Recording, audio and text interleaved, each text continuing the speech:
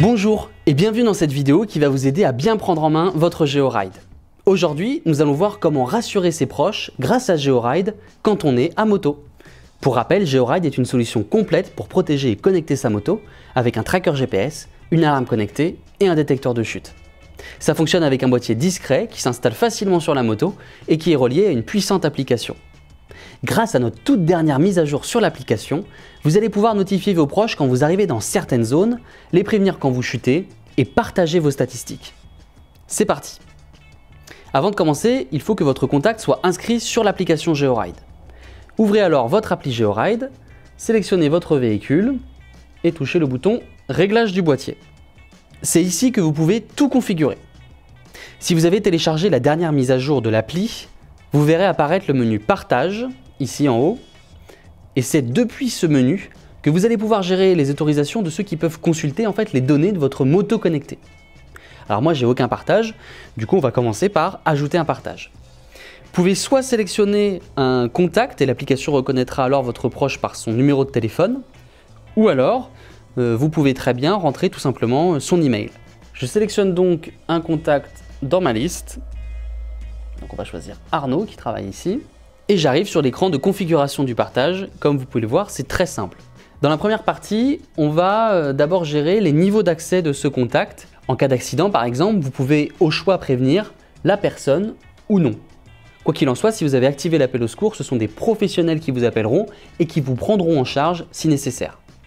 Cette option-là a pour simple objectif de prévenir vos proches en cas de chute. Et si ça arrive, nous leur préciserons évidemment que les secours ont été prévenus. Enfin, si vous cochez cette option, votre contact aura accès à la position de votre véhicule pendant 24 heures en cas de chute. La deuxième option permet d'activer le partage de la position en permanence. Donc ça, c'est comme vous voulez. Et la dernière option permet de donner accès à votre contact à toutes les statistiques de votre moto. La vitesse, les trajets, l'inclinaison, etc.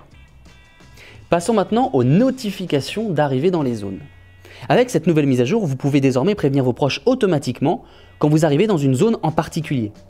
C'est très pratique pour les rassurer. Plus besoin de leur envoyer un message pour leur dire par exemple que vous êtes arrivé à tel ou tel endroit. Pour démarrer, touchez donc le bouton « Ajouter une notification ».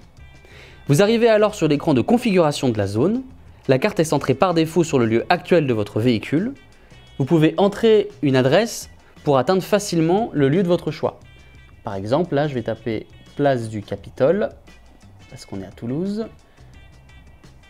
Hop, place du Capitole, tac. Je sélectionne et voilà, la carte a été automatiquement centrée sur ce lieu. Maintenant, je peux affiner en laissant appuyer mon doigt à l'endroit de mon choix sur la carte pour déplacer le marqueur. Par exemple, je vais le mettre ici. Je laisse appuyer, hop, ça me déplace tout seul. Il ne vous reste plus qu'à donner un nom à cette zone, par exemple domicile. Voilà, hop. Et je choisis le diamètre d'activation de la zone. Vous voyez, ça s'adapte automatiquement. C'est juste magnifique. Et j'appuie enfin sur le bouton « Ajouter la notification » et voilà. Et vous allez retrouver ici, du coup, toutes vos notifications paramétrées.